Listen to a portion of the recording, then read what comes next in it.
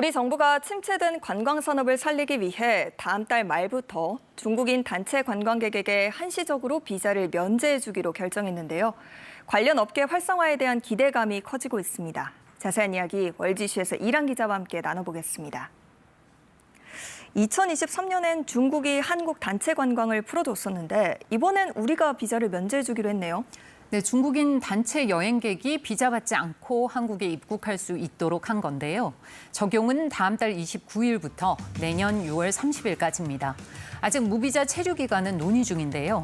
30일 이내까지 무비자로 체류가 가능하도록 하는 방안이 유력합니다. 이번 결정은 중국 정부가 먼저 한국 국민에 대한 무비자 입국을 허용한 데 대한 화답 차원에서 이뤄졌습니다.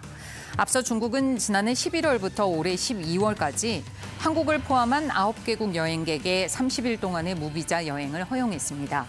그래서 우리 정부도 지난해 말부터 중국 단체 관광객에 대한 한시적 비자 면제를 검토해 왔는데 살짝 뒤늦게 발표가 된 겁니다.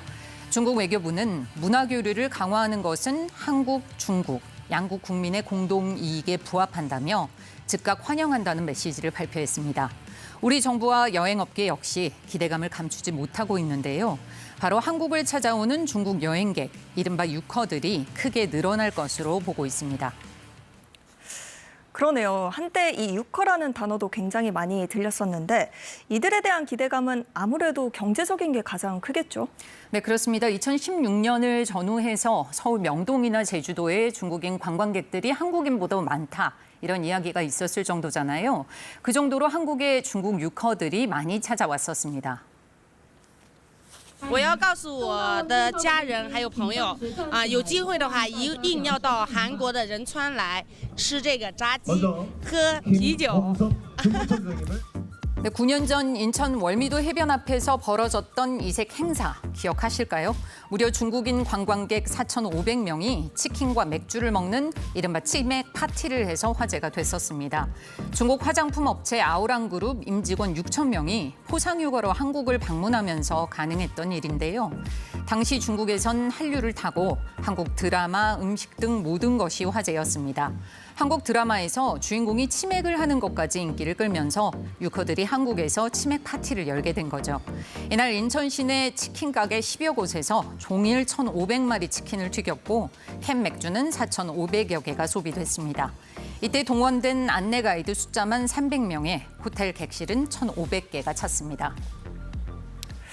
정말 어마어마한 규모였네요. 이 정도였다면 지역 경제에도 꽤 큰 도움이 됐을 것 같은데 과연 이번에도 그럴까요? 네, 당시 유커들이 먹고 마시고 쓴 돈이 270억 원에 달할 것이란 추정이 나왔었는데요. 지역 경제에 그야말로 어마어마한 활력을 불어넣어줬습니다. 그런데 이 대형 행사를 끝으로 그 다음 해부터 사실상 수백 명 단위의 중국인 단체 여행객 발길이 아예 끊겼습니다. 이른바 사드 사태 때문인데요.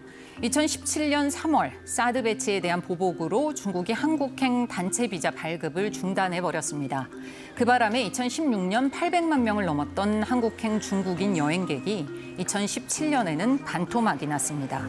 이후 2020년 코로나19 대유행 때 중국은 제로 코로나 정책을 펴면서 두 나라를 오가는 비행편마저 10분의 1 수준으로 확 줄였는데요. 일단 한국 단체 여행은 2023년에 풀어줬고 이번에 무비자로 올 수 있게 됐으니 유커 특수에 대한 기대감이 상당할 수밖에 없습니다.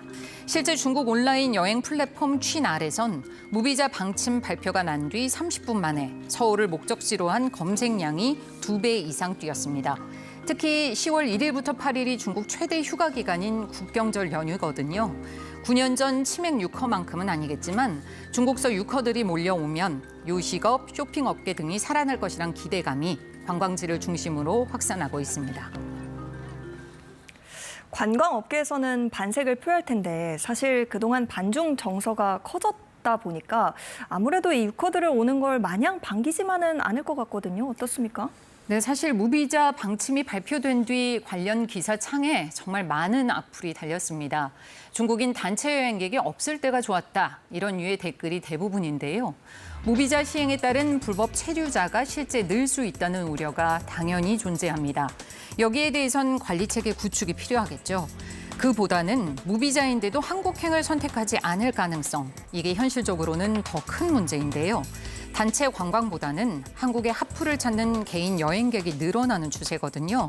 예를 들면 팝업 스토어의 성지라는 성수동에 가서 화장품을 사고 홍대 가서 삼겹살 먹는 유커들이 많습니다. 이런 상황에서 중국인 단체 여행객이 다른 여행지 대신 한국을 선택하도록 우리만의 특색을 살린 다양한 상품이 필요하다는 지적이 나오고 있습니다. 네, 월드이슈 이랑 기자와 함께했습니다. 잘 들었습니다.